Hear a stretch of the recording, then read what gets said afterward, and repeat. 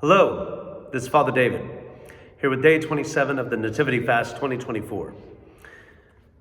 Brandy Schreiber's meditation today is entitled An Arduous Journey to Glory. And in it she describes many of the difficulties of the Mother of God in this last trimester, really the last week or so, when most women are engaging in nesting and getting ready for the arrival of a baby. She is on her way to Bethlehem. And the both of them have the promise that Ms. Schreiber records here from the Gospel of Luke, chapter 1, that this is the fulfillment of Archangel Gabriel's words to her. You will conceive in your womb and bring forth a son, and shall call his name Jesus. This is, of course, the emphasis added. But there is an anticipation based on foreknowledge.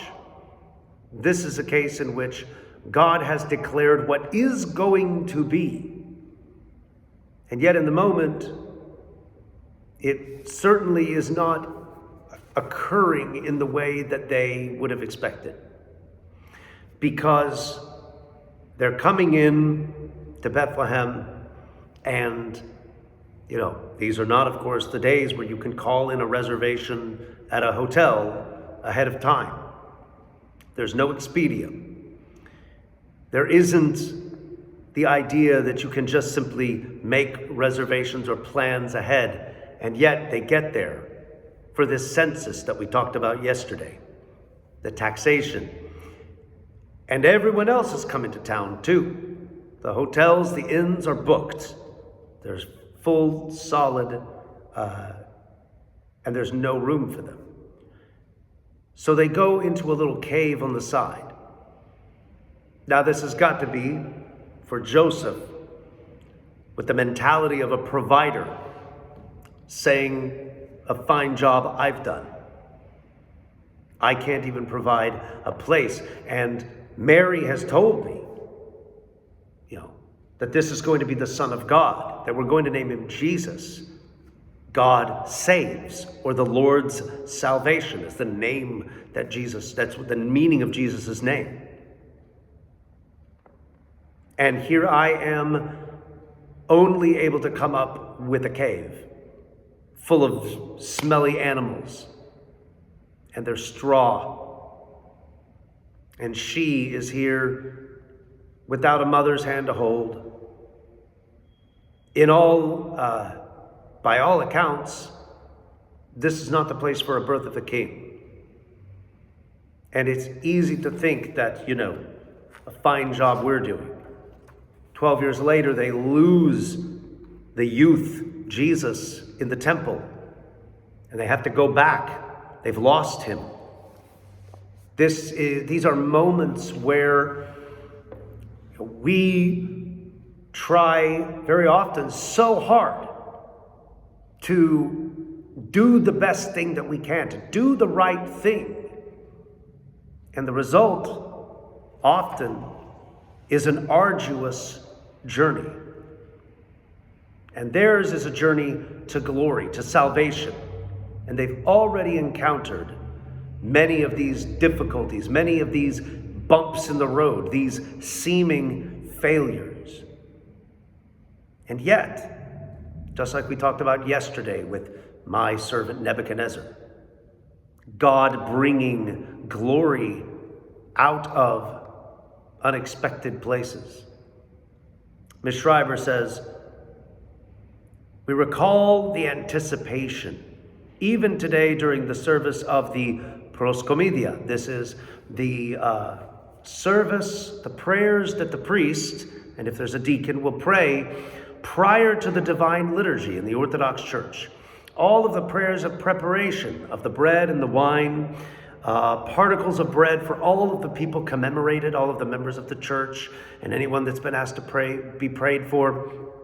All of this is going on, and one of the prayers, when the priest prays, Make ready, O Bethlehem, for Eden has been opened to all. Prepare yourself, for the tree of life has blossomed from the virgin in the cave. Christ is born to raise up the image which before was fallen.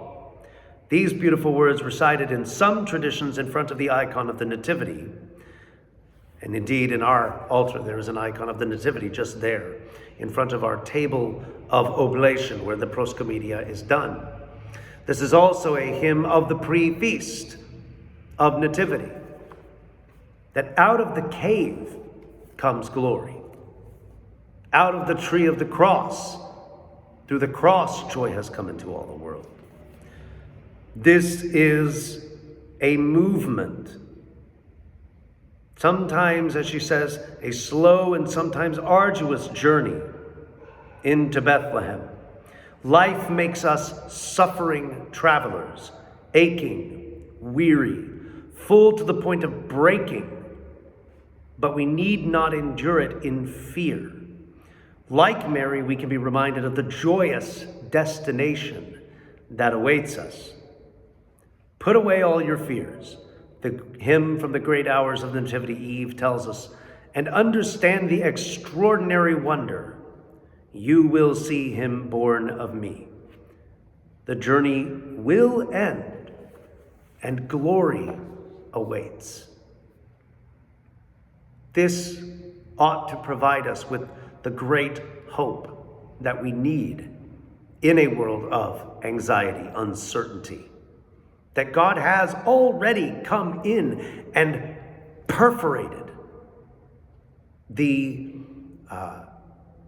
fabric of this world and entered in through it, into it, and manifested himself as a little child to say, we are not done yet. The darkness has not overcome everything. The light will still dawn. So let us continue through the rest of these meditations.